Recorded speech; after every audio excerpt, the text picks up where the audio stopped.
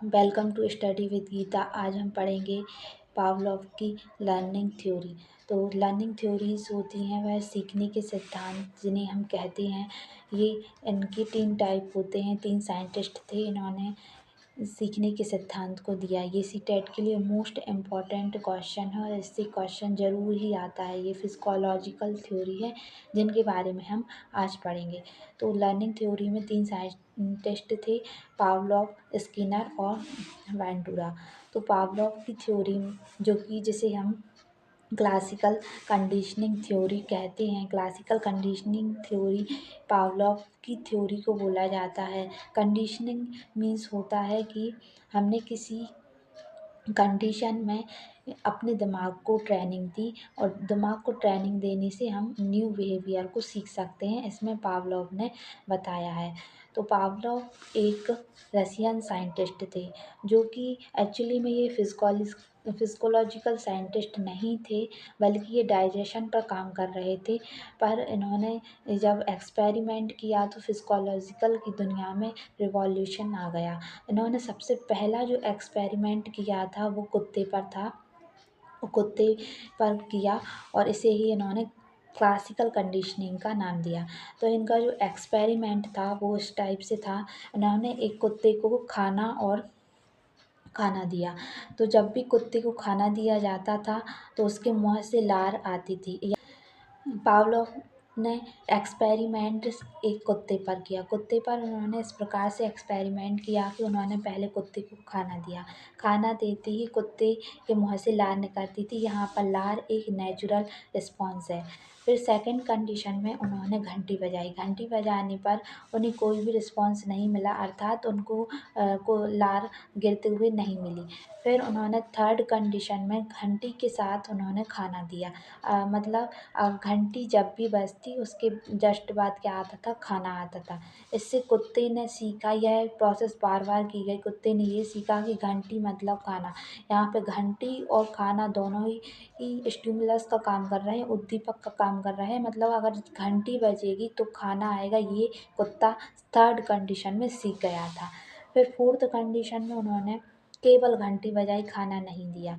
तो यहाँ पे जो स्टिमुलस था वो घंटी भी थी और यहीं पे खाना भी स्टिमुलस था, लेकिन अब हम खाना नहीं दे रहा, केवल घंटी बजा रहा है। तो घंटी बजाने की वजह से उसने सोचा कि अब खाना आएगा, लेकिन खाना नहीं आया। तो कुत्ते के मुँह में लार आने लगी। तो इससे हमने क्या सीखा कि जब सेकंड कंडीशन में हम घंटी बजा रहे थे और कोई रिस्पॉन्स नहीं आ रहा था, लेकिन घंटी और खाना साथ में देने की वजह से उसको एक कंडीशन मिल गई कि घंटी बजते ही खाना आता है।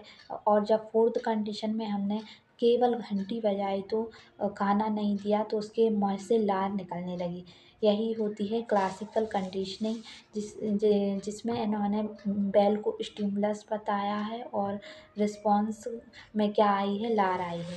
ठीक है, इसे ही क्लासिकल कंडीशनिंग कहते हैं। यही कंडीशन बिहेवियर है। इसका सबसे अच्छा एग्जाम्पल हम जनरल लाइफ में भी देख सकते हैं, जैसे कि खुशबू से भूख लगना।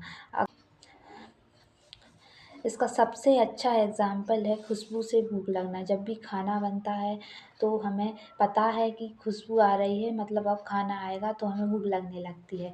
लेकिन अगर हमें खाना नहीं आएगा, केवल खुशबू आएगी, तो भी हमें भूख लगने लगती है। और सेकंड है इसका इंजेक्शन देखकर डर लगना। जैसे छोटे में हम लोग को इंजेक्शन देखकर डर लगता था। अब जब हम बड़े हो गए हैं और अगर किसी पेशेंट को इंजेक्शन लगता है तो हमें उसको देखकर डर लगने लगता है। ठीक है, तो ये इसके एग्जाम्पल हो गए। पावलोव की थ्योरी से बहुत से इम्पोर्टेंट क्वेश्चन आते हैं। थोड़े से क्वेश्चन मैं आपको बता दे रही हूँ किस टाइप के क्वेश्चन आते हैं। जैसे कि फर्स्ट है, पावलोव का प्रयोग किस पर आधारित है, तो यह एसोसिएशन पर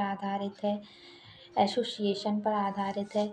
क्लासिकल कंडीशनिंग में लार आना क्या कहलाता है, तो लार को हम क्या कहते हैं, एक रिस्पॉन्स बनाते हैं, तो इसे अनकंडीशनड रिस्पॉन्स कहते हैं। फिर थर्ड क्वेश्चन है, घंटी किसका एग्जाम्पल है, तो हमने अभी बताया कि घंटी एक स्टिमुलस का एग्जाम्पल है। फिर इसके बाद आता है क्लासिकल कंडीशनिंग का प्रयोग किस जानवर पर किया गया था। तो क्लासिकल कंडीशनिंग का प्रयोग सबसे पहले डॉग पर किया गया था। इसके बाद अगला क्वेश्चन आता है कि जो क्लासिकल कंडीशनिंग का प्रयोग है वह किस टॉपिक के अंतर्गत आता है। तो यह लर्निंग थ्योरीज पर आता है, जिसमें हम बिहेवियरिज्म सीखते हैं, न्यू बिहेवियर को सीखते हैं।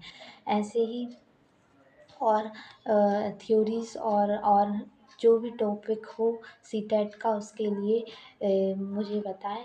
और अगर आपको और एमसीक्यूज़ चाहिए हों पावलोव थ्योरी के तो मुझे ज़रूर बताएं। अगर आपको वीडियो अच्छी लगी हो तो चैनल को लाइक शेयर एंड सब्सक्राइब ज़रूर करें। धन्यवाद।